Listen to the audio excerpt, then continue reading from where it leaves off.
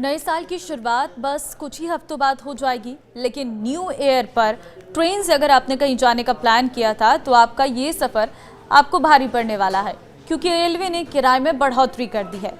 कितना किराया बढ़ाया गया है आज इस रिपोर्ट में आपको बताएंगे। नमस्कार, मैं हूं आपके साथ ममता तिवारी। आप देख रहे हैं न्यूज़ 18 का डिजिटल प्लेटफॉर्म। अगर आप अक्सर ट्रेन से सफ़र करना पसंद करते हैं तो फिर ये खबर आपको झटका देने वाली ज़रूर है। दरअसल भारतीय रेलवे ने मेल एक्सप्रेस के टिकट के दाम बढ़ाने का ऐलान किया है, जिससे ट्रेन से यात्रा करना अब और महंगा हो जाएगा।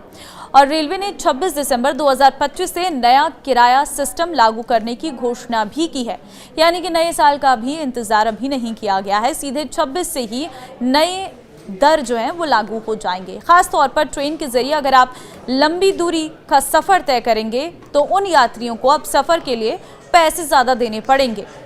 रेलवे ने 26 दिसंबर 2025 से लागू होने वाले नए किराए के स्ट्रक्चर की घोषणा कर दी है।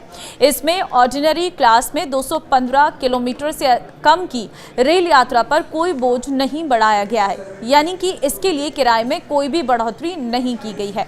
तो अगर आप छोटा सफ़र करते हैं तो फिर आपके लिए किसी भी तरह का कोई बदलाव नहीं हुआ है, लेकिन अगर आप ट्रेन से लंबी दूरी का सफ़र तय करते हैं तो फिर किराए में बढ़ोतरी हुई है, क्योंकि 215 किलोमीटर से अधिक की यात्रा के लिए ऑर्डिनरी क्लास में 1 पैसे प्रति किलोमीटर और मेल एक्सप्रेस नॉन एसी और एसी क्लास के लिए 2 पैसे प्रति किलोमीटर किराए में बढ़ोतरी लागू होने जा रही है। भारतीय रेलवे द्वारा ट्रेन किराए में की गई इस बढ़ोतरी से उसे अच्छी खासी कमाई होने वाली है।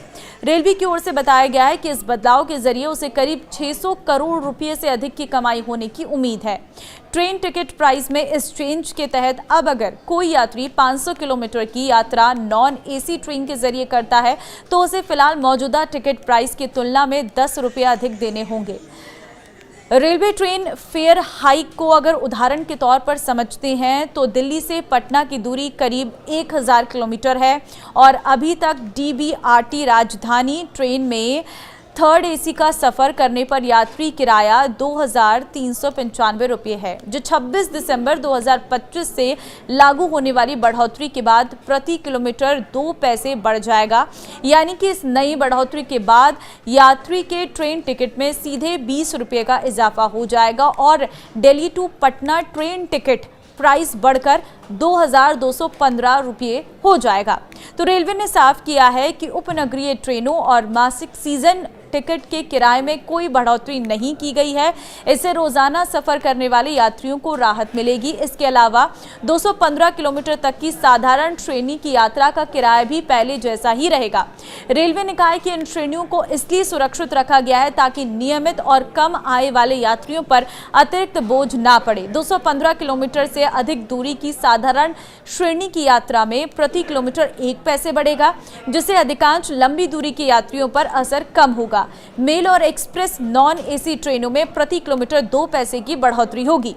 एसी श्रेणी के किराए में भी सभी श्रेणियों में प्रति किलोमीटर 2 पैसे की वृद्धि की जाएगी।